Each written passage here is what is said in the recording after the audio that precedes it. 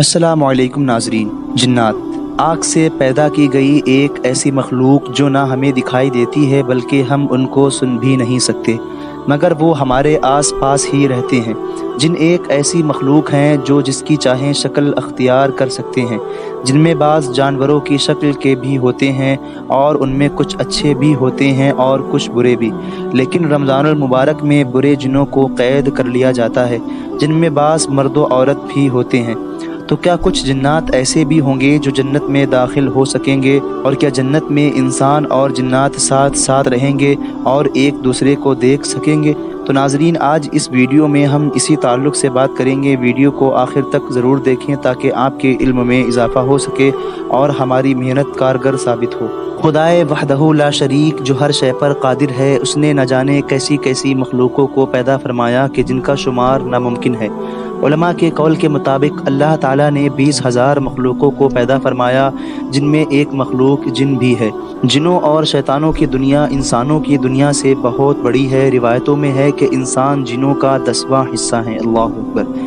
جن کے معنی ہیں چھپی ہوئی مخلوق۔ چونکہ جنات انسانوں کی نظروں سے چھپے رہتے ہیں، اسی لیے ان کو جنات کہتے ہیں، اور انسان ظاہری مخلوق ہیں جو ظاہری زمین پر رہتے ہیں، اسی لیے ان کو انس کہتے ہیں۔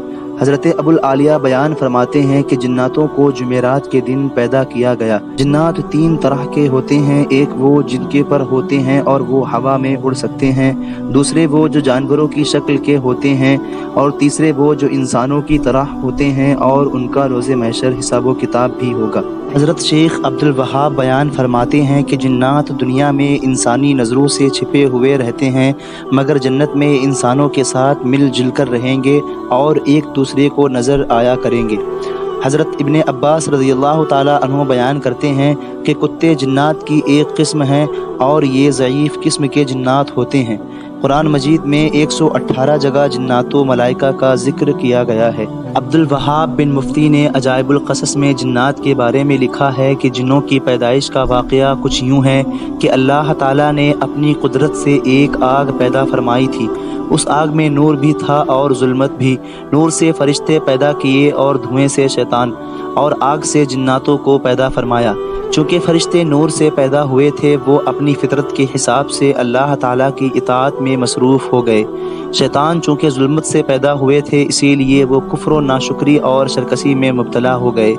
جنات کے مادے میں نور و ظلمت دونوں چیزیں شامل تھیں، اسی لیے ان میں کچھ ایمان کے نور سے مشرف ہو گئے اور کچھ کفر و گمراہی میں مبتلا ہو گئے۔ اللہ تعالیٰ نے نار سموم پیدا فرمائی۔ یہ وہ آگ تھی جس میں دھواں نہیں تھا۔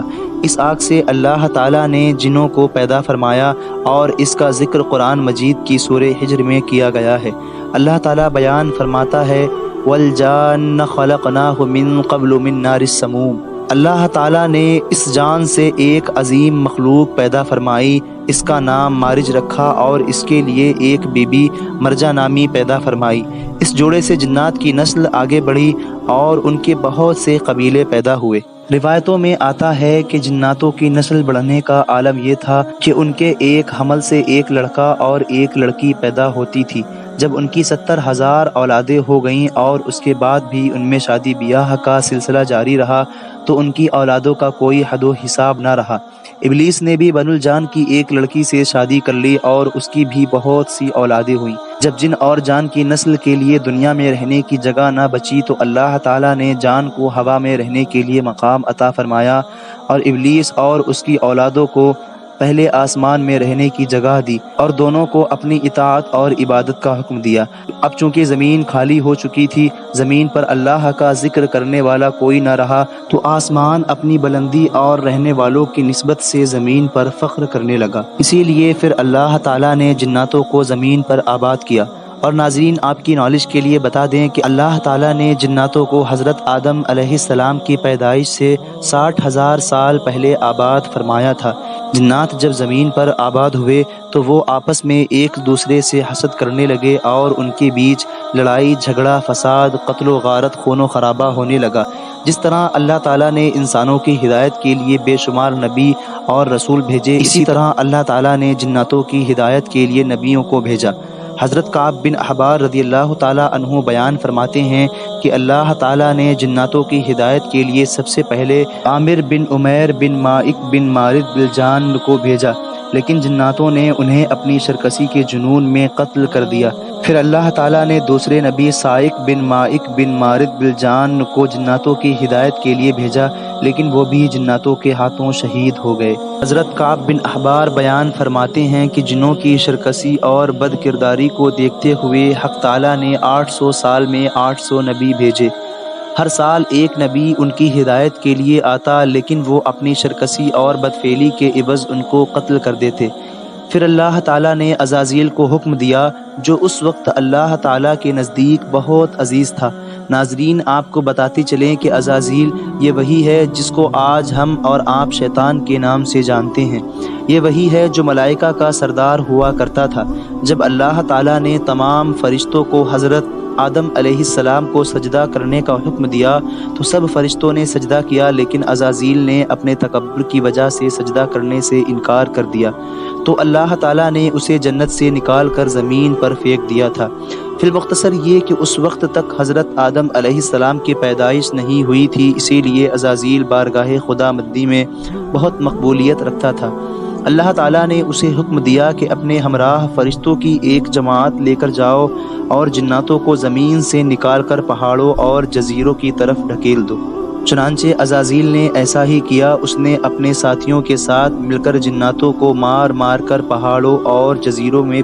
ناظرین، آپ کی نالج کے لیے بتا دیں کہ کچھ جنات ایسے بھی رہے جو حضور صلی اللہ علیہ وسلم کی ہاتھ پر بیعت لے کر مسلمان بھی ہوئے۔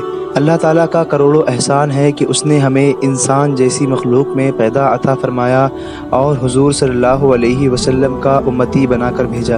اللہ سے دعا ہے کہ اللہ ہمیں تمام فتنوں اور شرکس و شیطان جنوں سے محفوظ رکھے اور ہمیں روز محشر حضور صلی اللہ تعالیٰ علیہ وسلم کی شفاعت نصیب عطا فرمائے اور ہمارا خاتمہ ایمان پر بالخیر فرمائے۔ تو ناظرین، آج کی اس ویڈیو کے لیے بس اتنا ہی۔ ہم امید کرتے ہیں کہ ہماری ویڈیو سے آپ کو فائدہ حاصل ہوا ہوگا۔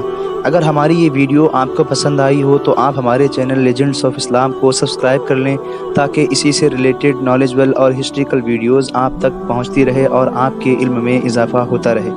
تو ناظرین، آج کی اس ویڈیو کا یہیں پر اختتام کرتے ہیں۔ ملتے ہیں اگلی ویڈیو میں، تب تک کے لیے اللہ حافظ۔